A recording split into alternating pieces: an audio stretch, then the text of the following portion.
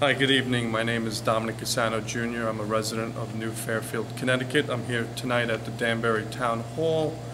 Just wanted to speak to the audience. Unfortunately, we ran out of time and I wasn't able to speak to what I wanted to say to the audience, actually the people in the audience, and not to the politicians. Basically what's going on in Connecticut and with the legislation and the problems that we are facing in this country. It's just something that I came up with this weekend that was just on my mind, and I just felt that I should share it. It's obvious to me over the past few months that the politicians have broken their oath to defend and uphold the Constitution. So I'm not addressing you, I'm addressing the American people who are listening and who do care about their rights and their children. With this knee-jerk, feel-good legislation, no one here can explain how all these new laws will stop someone from walking into my wife's school and killing as many people as possible. Because these laws won't, and every person in this room knows it. The tragedy that happened in December is a symptom of a disease this country has. You are taking the action of one person and using that as an excuse to take away rights of thousands of others. No one is talking about parenting and personal responsibility. Instead of safety courses and whether my gun can have 10 or 11 bullets in it, why aren't we talking about mending broken families? You're using these children and the crisis for political gain. We didn't ban Muslims, planes, or flying after 9/11. We came together under leadership. Parents need to be those leaders. We hold sports players to the highest standards, but meanwhile we don't hold parents to any standard. Just because someone has a child doesn't mean they are a parent. We have a generation of parents who want to hand over their responsibility to the government. If something is wrong, it's the teacher's responsibility. And then it becomes society's problem. How did the PTA, the school, the psychologists in Newtown handle the Lanza family? What did the parents do to help him? How did this fall through the cracks? Where's the father of this kid? No one has interviewed him. The police are holding back information from the investigation, citing that someone's life is at risk. Who? And who is threatening the supposed witness?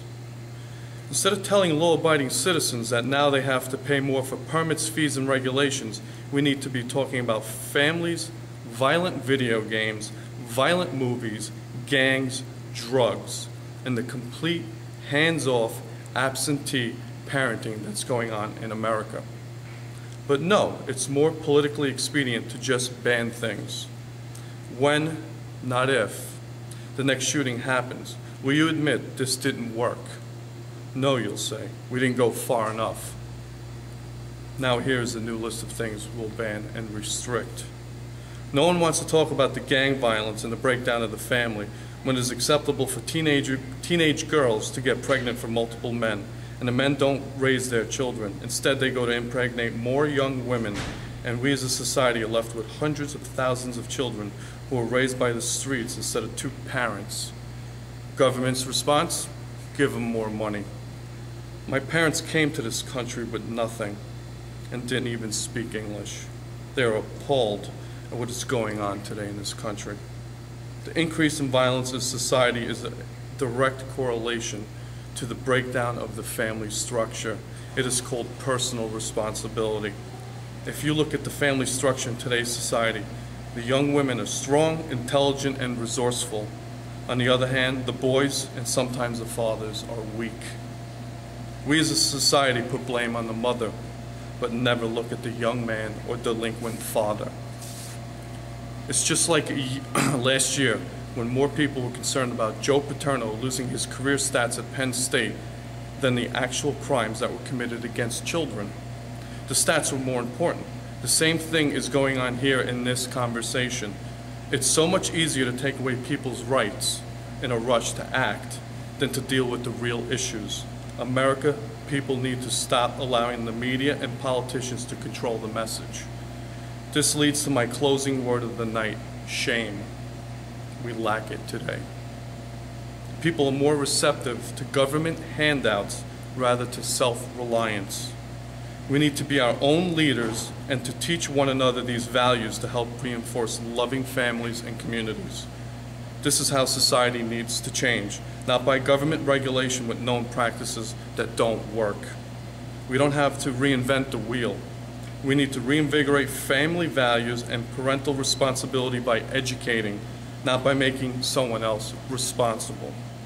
Government spends endless time and money on non-issues, like how much soda I can drink, what type of light bulb I can have in my ceiling, rather than dealing with the breakdown of the family, which produces violent, dependent people. Shame dictates your behavior.